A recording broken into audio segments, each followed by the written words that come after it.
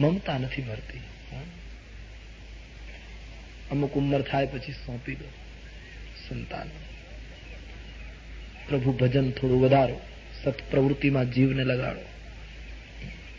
અમારે કથાકારો તો હંમેશા કહે કે ઘરમાં પુત્ર વધુ આવી જાય ને બધો કારભાર બધા સંભાળી લે એવું લાગે, પછી મા બાપે શાંતિથી જમવાનું થાય ત્યારે જમી લેવું, ઘરમાં હિંડોળો હોય તો બેઠા બેઠા હિંચકવું, પાન ખાતા હોય તો બે જણાએ પાન ખાઈ લેવા, અને પુત્ર વધુ આજુબાજુમાંથી પસાર થાય ત્યારે પુત્ર વધુ સાંભળે એમ એના બાપુજીના વખાણ કરવા, એટલે ક્યારેય તકલીફ ન થાય અને આખું જીવન આમ નામ વ્યવસ્થિત પૂરું થયું.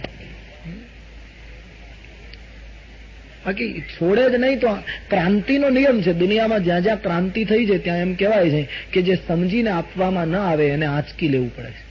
આ ક્રાંતિના મૂળમાં હંમેશા આ વસ્તુ છે. સમજીને સમર્પણ ન થાય પછી લોકો ઝૂંટવી લે, સીધી વાત છે, આંચકી લે. સમજીને માણસ છોડે.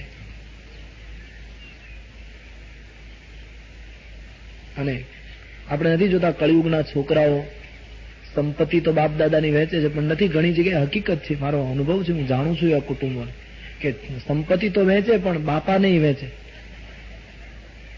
આવા દાખલા છે. બાપાની બધી સંપત્તિ વેચાય પછી બાપા એક બાકી રહે. મોટો કહે હું ન રાખું, નાનો કહે હું ન રાખું, છેલ્લો કહે હું ન રાખું, કારણ કે બાપાનો સ્વભાવ એવો હોય કોઈ રાખવા તૈયાર ન હોય. પછી વારા કરે. શિયાળાના 4 મહિના મોટા ને ત્યાં, ઉનાળાના 4 મહિના વતલા ને ત્યાં, અને ચોમાસાના 4 મહિના છેલ્લા ને ત્યાં. ઋતુ ફરે એમ બાપાનો ખાટલો ફરે. આ દશા આવે એના પહેલા માણસે સમજવાની જરૂર છે.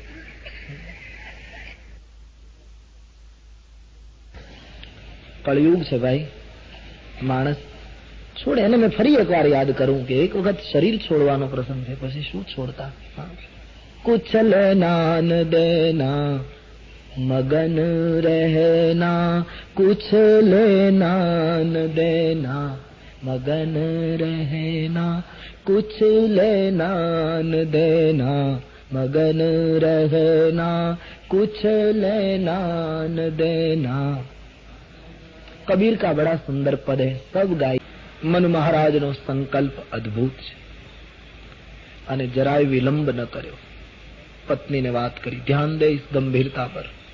દશરથજીને પણ અરીસામાં મુખ જોયા પછી આ વિચાર આવ્યો હતો કે મારે ગાદી રામને સોંપી દેવી જોઈએ.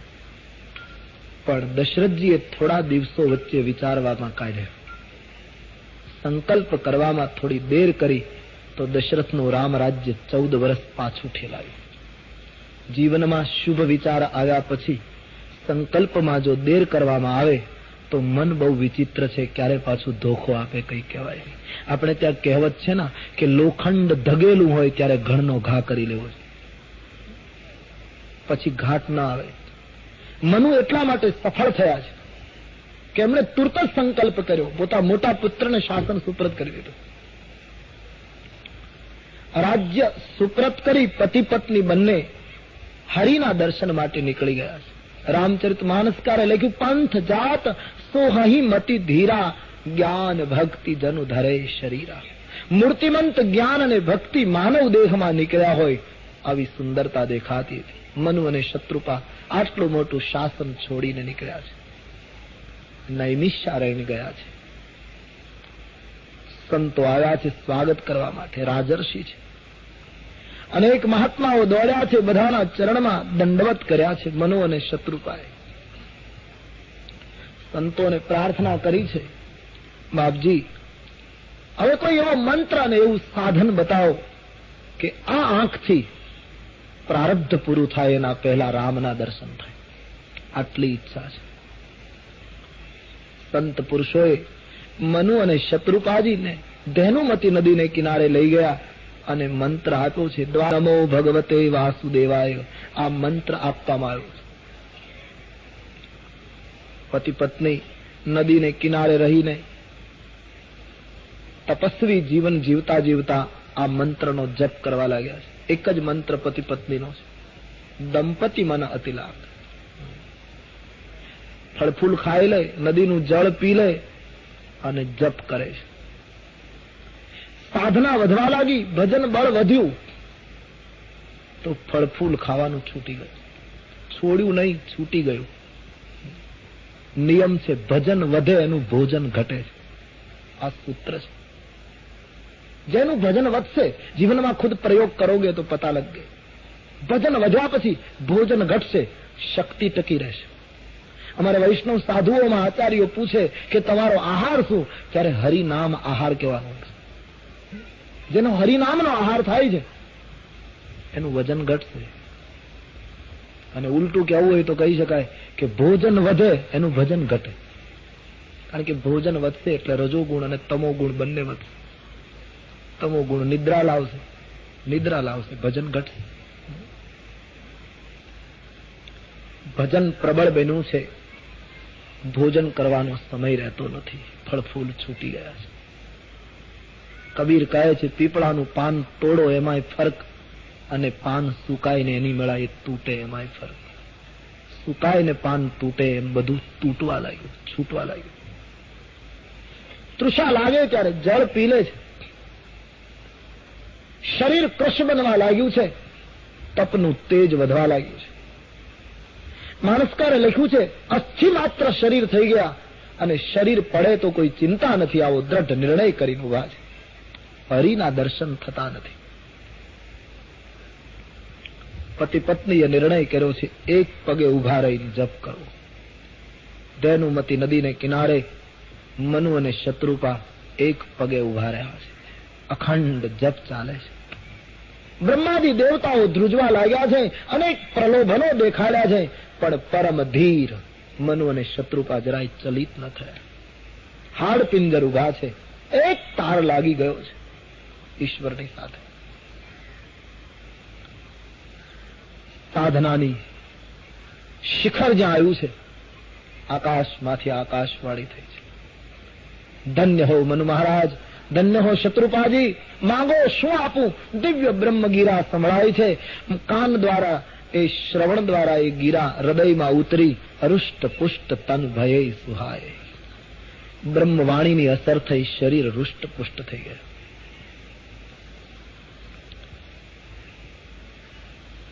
પરમાત્માની વાણીએ પૂછ્યું છે માંગો, મનુ શું આપું.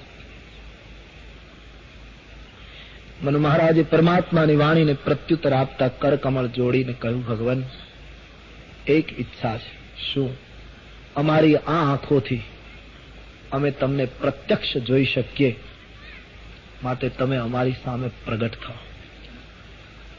ભગવાન કબૂલ થયા, પણ મનુએ શરત કરી, તમે પ્રગટ થાઓ, તમારી ઈચ્છા પ્રમાણે રૂપ લઈને આવો એમ નહીં. તમે તો ચતુર્ભુજ રૂપ લઈને આવો, યા તો વિરાટ રૂપ લઈને આવો, યા તો ગમે તે રૂપ લાવો. મને એ રૂપ પસંદ નથી. હું કહું એવો આકાર લઈને આવો. જો સ્વરૂપ બસ શિવ મન માહી. જે સ્વરૂપ શંકરજીના મનની અંદર નિવાસ કરે છે, જેના માટે ઋષિમુનિઓ સાધના કરે, એ સારંગ પાડી રામરૂપ ધારણ કરો.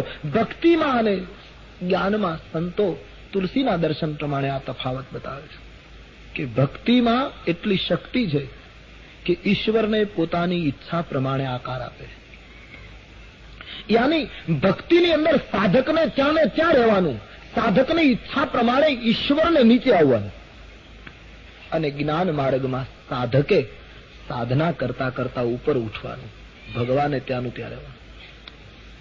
એક में खुद को उठना है, दूसरे में खुदा को नीचे आना, इतना फर्क. ભક્તિ ઈશ્વરને પોતાની રુચિ પ્રમાણે કપડા પહેરાવે છે. તમે રામ રૂપે પ્રગટ થાઓ, સારંગ પાણી પ્રગટ થાઓ. જ્યાં મનુની માંગણી થઈ છે, યાજ્ઞવલ્ક વર્ણન કરે ભરદ્વાજજી, ધેનુમતી નદીને કિનારે ક્રાંતિ ઘટી. મનુ મહારાજ અને શત્રુપાજી જોવા લાગ્યા, પ્રકાશ પુંજ દેખાવા લાગ્યો, અને જામદેવને લજ્જિત કરે એવું દિવ્ય રૂપ લઈ સીતારામજીની જોડી મનુ અને શત્રુપાની સન્મુખ પ્રગટ થયા. મનુ અને શત્રુપાએ પરમાત્માની ઝાંખી કરતા ધન્ય બની ગયા. નયન સજળ હો ગયે. મનુ મહારાજ પરમાત્માના ચરણાર વિંદમાં દંડવત કરે છે. દિવ્ય સ્વરૂપ છે, શરદ મયંક બદન છબી સીવા. બોલી શકાયું નહીં. નયન સે અશ્રુ બહ રહે થે, ગદગદિત હો ગયે. ભગવાને મનુને પૂછ્યું માંગો, શું આપું. મારા ભક્તને ના આપી શકાય એવી મારા પાસે કોઈ વસ્તુ નથી, માંગો. મનુ મહારાજે કહ્યું મહારાજ, કલ્પ વૃક્ષની નીચે જે ભાવ કરીએ બધું પૂરું થાય, પણ છતાંય દરિદ્રી માણસ જેમ માંગતા સંકોચ અનુભવે એમ તમે તો હું જે ઈચ્છું તે પૂરું કરશો, પણ માંગતા સંકોચ થાય છે. આવું મંગાય મહારાજ? બોલે મારી પાસે કોઈ પણ વસ્તુ માંગી શકો છો, મનુ માંગો. અને મનુ મહારાજે પરમાત્માની પાસે માંગણી કરી છે, મહારાજ એક ઈચ્છા છે, આવતા જન્મમાં અમે બંને જણ પાછા પતિ પત્ની બનીએ. હરિના જન તો મુક્તિ ન માગે. ભક્તિ મુક્તિ નથી ઈચ્છતી, મુક્તિ તો ભક્તિની દાસી છે. રામ ભજત સોઈ મુક્તિ ગોસાઈ. આવતા જન્મમાં અમે પતિ પત્ની બનીએ, અમારું દિવ્ય દાંપત્ય હોય. અને મહારાજ એક જ ઈચ્છા છે, એ વખતે અમારા ગ્રહસ્થાશ્રમમાં અમારે ત્યાં તમારા જેવા પુત્રનો જન્મ થાય. ચાહો તુમ હી સમાન સુત. ભગવાન એટલા બધા પ્રેમ વશ બન્યા કે તુરંત તથાસ્તુ કહી દીધું, કબૂલ. પણ તથાસ્તુ કહ્યા પછી ભગવાનને વિચાર થયો કે મારા સમાન પુત્રની માંગણી કરી, આપ સરીસ ખોજો કહો જાય. હે મનુ, મારા સમાન તો જગતમાં બીજું કોઈ છે જ નહીં, પણ હવે જયારે મેં વચન આપ્યું છે ત્યારે હું પોતે જ આપનો પુત્ર બની અને ત્રેતાયુગમાં રામ બનીને પ્રગટ થઈશ, આપની મનોકામના પૂર્ણ કરીશ. મનુ ધન્ય બની ગયા. પરમાત્માએ વાત કરી, હું મારા અંશો સહિત પ્રગટ થઈશ, મારી આદ્ય શક્તિ સામે પક્ષે પ્રગટ થશે. મનુ નાચવા લાગ્યા છે. શત્રુપાજીને ભગવાને પૂછ્યું, માતાજી આપને કઈ જોઈએ? શત્રુપાજીએ કહ્યું, મહારાજ મારા બુદ્ધિમાન પતિએ જે માંગ્યું એ મને બહુ પ્રિય લાગ્યું, મારે બીજું કઈ માંગવું નથી. કારણ કે પુત્ર બનીને આવશો ત્યારે માં હું બનીશ, એટલે માને જ પુત્રનો વધારે લાભ મળતો, એટલે મારે વિશેષ કઈ સુધારો કરવો નથી. પણ એક વસ્તુ જરૂર, તમારા ભક્તને જે ગતિ રહેણી કરણી, જે જીવન મળે એ બધું પાછું અમને મળે. કેવલ પુત્ર ભાવ ન રહે, અમારો બ્રહ્મ ભાવ અને ભક્તિ ભાવ ટકી રહે. તથાસ્તુ કહ્યું છે. મનુ સાવધાન થયા અને મનુએ બીજી માંગણી કરી કે પ્રભુ મારી એક બીજી ઈચ્છા છે. શું? પાણીમાંથી સર્પના મસ્તક ઉપરથી મણી ખોવાય તો જેમ સર્પ તડફડે, પરેશાન થઈને દુઃખી થાય, અને જળમાંથી માછલી બહાર નીકળે તો મૃત્યુ પામે, એવી રીતે તમારા ઉપર મને એવો પુત્ર વિષયક પ્રેમ જાગે કે તમારા વિયોગમાં મારું મૃત્યુ થઈ જાય. મનુ એટલા માટે ધન્ય છે કે એણે જન્મ પણ માંગ્યો અને મૃત્યુ પણ માંગ્યો. મને મનુષ્ય જન્મ તો મળે, પણ આવી રીતનું પાછું મોત મળે. આપણે જન્મ માંગીએ છીએ, જીવવાનું માંગીએ છીએ, મરણ કેટલા માંગે છે? એ તો મોટી ઉંમર થાય ત્યારે બધા બોલતા હોય છે, બાકી મરવાનું કેટલાને પસંદ. અમારે સૌરાષ્ટ્રની ભાષામાં બહુ મોટી ઉંમર થાય ને એટલે લોકો બેઠા બેઠા વાતો કરે, હવે અમે કાંઠે બેઠા છીએ પણ બીજાને ધક્કો દેવા. મરવાની કેટલાની તૈયારી. મરને સે સબ જગ ડરા, મેરો મન આનંદ, કબ મિલી હો કબ ભેટી હો પૂરન પરમાનંદ. એ તો કબીર જેવા વાતો કરી શકે. મૃત્યુ ધન્ય છે મનુને કે એમણે મૃત્યુ માંગ્યું છે. પરમાત્માએ કહ્યું, ઠીક, આપની ઈચ્છા પૂરી થશે. હવે તમારું શેષ જીવન સંતોની સાથે પૂરું કરો. પ્રારબ્ધ પૂરું થયા પછી તમારે સ્વર્ગમાં જવાનું, પુણ્ય ખર્ચાયા પછી પાછું ધરતી ઉપર તમારે માનવ દેહ ધારણ કરવાનું. પ્રભુ અંતરહિત થયા છે. મનુ શત્રુપા શેષ જીવન સંતોની સાથે વિતાવે છે. બંનેના પ્રાણ ગયા છે. સ્વર્ગમાં નિવાસ કર્યો. પુણ્ય ખર્ચાયા પછી બંનેનું પુનઃ મૃત્યુલોકમાં જન્મ થાય છે. હે ભવાની, ભગવાન રામજીના અવતારનું કારણ, ચોથું કારણ મનુ અને શત્રુપા. યહ ઇતિહાસ પુનીત અતિ ઉમહી કહ્યું વૃષકેતુ, ભરદ્વાજ કૌત અબ અપર સુनु રામ જન્મ કર હેતુ. આ ચોથું કારણ બતાવી યાજ્ઞવલ્ક ભરદ્વાજજીને. પાંચમું અને અંતિમ કારણ બતાવવા જાય છે. આપણી જાહેરાત થઈ હતી કે 12 વાગે રામ જન્મની કથાએ પહોંચી શકાય. ક્ષમા કરે મહારાજ કે 12 તો બચ ચુકે. એક કારણ આખું બાકી છે, બીજી પણ કથા બાકી છે. અત્યારે રામ જન્મ શક્ય નથી. 3 વાગ્યાની કથા શરૂ થયા પછી 3 થી 4 કે આગળ ગમે ત્યારે રામ જન્મનો પ્રસંગ આપણે લઈશું. તો इन शब्दों के साथ प्रवचन समापन कर रहा हूँ. સત્યકેતુના 2 પુત્રો હતા, પ્રતાપ ભાનુ અને અરિમર્દન. એક એનો પ્રધાન હતો ધર્મરુચિ. પહેલાના કાળમાં માણસની અમુક ઉંમર થતી ત્યારે માણસ નિવૃત્તિ તરફ જતો, એ સવારે આપણે જોઈ ગયા. એ ન્યાયે સત્યકેતુની ઉંમર મોટી થઈ એટલે એમણે પ્રતાપ ભાનુને શાસન સુપ્રત કર્યું. અરિમર્દનને યુવરાજ પદ આપ્યું. ધર્મરુચિ જે એનો પ્રધાન હતો એનું પ્રધાનમંત્રી પદ ચાલુ રાખ્યું. અને સત્યકેતુ ઈશ્વર સ્મરણ માટે વનમાં જતા રહ્યા. जब प्रताप रवि भय नृप फिरी दुहाई देश પ્રતાપભાનુ જ્યારે રાજવી થયો ત્યારે એની દુહાઈ દેશમાં ફરી વળી. ખૂબ પ્રજાપાલક છે, નીતિવાળો માણસ છે. એક દિવસ પ્રતાપભાનુને વિચાર થયો કે મારા પિતાએ આપેલા શાસનની સીમાને વધારવા માટે હું સેના લઈને નીકળું અને દિગ્વિજય કરું. સેના લઈને આ માણસ નીકળ્યો છે. 1 વર્ષમાં એમણે ભૂમંડળ ઉપર દિગ્વિજય કર્યો. રામાયણકારનો મત છે ધરતીના ગોળા ઉપર એ વખતે જેટલા રાષ્ટ્રો હતા એ બધાને પ્રતાપભાનુએ જીતી લીધા. સકલ અવનિ મંડલ તેહી કાલા, નામ પ્રતાપ ભાનુ મહિપાલા. એક જ રાજવીનો ધ્વજ ફરકે સારાએ ભૂમંડળ ઉપર. વિજય પ્રાપ્ત કરીને પાછો આવ્યો. ખૂબ સત્કાર્યો પણ કર્યા, યજ્ઞો કર્યા, મંદિરોનો જીર્ણોદ્ધાર કરાવ્યા, બ્રાહ્મણોને ગામો દક્ષિણામાં આપ્યા અને બધા સત્કાર્યો કરીને એ સત્કાર્ય વાસુદેવને અર્પણ કરતો હતો. શૂરવીર હતો, દાનવીર હતો, નીતિ પ્રતિપાલક હતો. સત્કાર્યો એને પ્રિય હતા. સત્કાર્યો કર્યા પછી એનો અહમ પણ નહોતો કરતો. ઘણા સદગુણો પ્રતાપભાનુમાં દેખાય. પણ એક દિવસ પ્રતાપભાનુ દિગ્વિજય કર્યા પછી શિકાર કરવાની ઈચ્છાથી પોતાની સેનાની ટુકડી લઈ અને મરગિયા કરવા માટે જંગલમાં નીકળ્યો. અનેક મૃગને મારતો મારતો, ક્ષત્રિય છે એને મરગિયા કરવાનો અધિકાર એટલે ના ન કહી શકાય, શિકાર કરતો કરતો એ જંગલમાં આગળ વધ્યો. એમાં એમણે એક ભૂંડ જોયો અને એ ભૂંડ ઘણો જ ભયંકર છે એમ માનીને હું આને મારી નાખું એમ વિચારી એમણે પોતાની સેનાને ત્યાં ને ત્યાં રાખી દઈને પોતે એકલો અશ્વારૂઢ થઈને ભૂંડની પાછળ અશ્વને દોડાવ્યો. તુલસીદાસજીએ લખ્યું છે કે ભૂંડ ભૂંડ નહોતો પણ કાલકેતુ. બંને મિત્રોએ નિર્ણય કરી લીધો. માયાવી કાલકેતુ રાક્ષસે માયા કરી પ્રતાપભાનુ અને એના ઘોડાનું અપહરણ કરી નગરમાં મૂકી આવ્યો. ઉપરોહિતનું અપહરણ કરીને આશ્રમમાં મૂક્યો અને કાલકેતુ રાક્ષસ પોતે ઉપરોહિતના રૂપમાં પ્રતાપભાનુના નગરમાં ઉપરોહિતના ભવનમાં સૂઈ ગયો. સવાર પડે પ્રતાપભાનુએ રાજમહેલ જોયો. હવે તો કોઈ પણ વ્યક્તિને શ્રદ્ધા બેસી જાય કે મારા ગુરુદેવ કેટલા સમર્થ, મને ક્યાંથી ક્યાં મૂકી દીધો રાતમાં. કોઈને ખબર ન પડે. અંધારામાં અશ્વારૂઢ થઈ 2 પ્રહર દિવસ ગયો. પછી ઘરે આવ્યો. લોકોએ ધામધૂમથી પ્રતાપભાનુનું સ્વાગત કર્યું કે સમ્રાટ આવી ગયા. 1 દિવસ, 2 દિવસ, 3જો દિવસ પૂરો થાય છે. મારા ગુરુદેવ ક્યારે આવે તેની પ્રતીક્ષા. અને એમાં પેલો કપટ કાલકેતુ રાક્ષસ ઉપરોહિતના રૂપમાં મળવા આવે. કોઈને વાત કરીશ નહીં, મને રસોઈ ઘર સોંપી દે, હું તારો ગુરુ. પ્રતાપભાનુએ સ્વાગત કર્યું, રસોઈ ઘર સોંપી દીધું. બ્રાહ્મણોને ભોજનનું નિમંત્રણ અપાયું. બપોરના સમયે બ્રાહ્મણો ભોજન કરવા આવ્યા. કપટ મુનિ કાલકેતુની બનાવેલી રસોઈ બ્રાહ્મણોને પીરસવામાં આવી.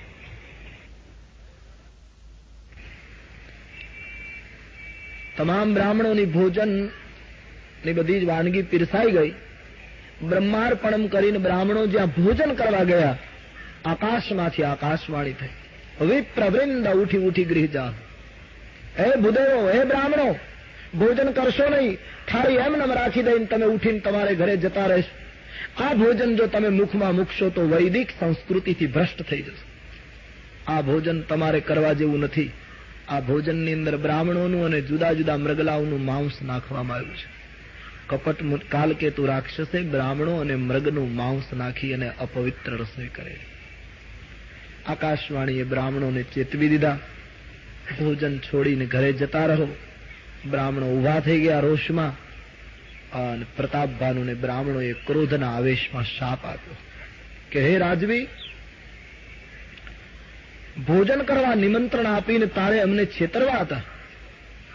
ઈશ્વરે અમારો ધર્મ બચાવ્યો. આ ભોજન અમે લીધું હોત તો અમે વૈદિક સંસ્કૃતિથી ભ્રષ્ટ થઈ જાતને.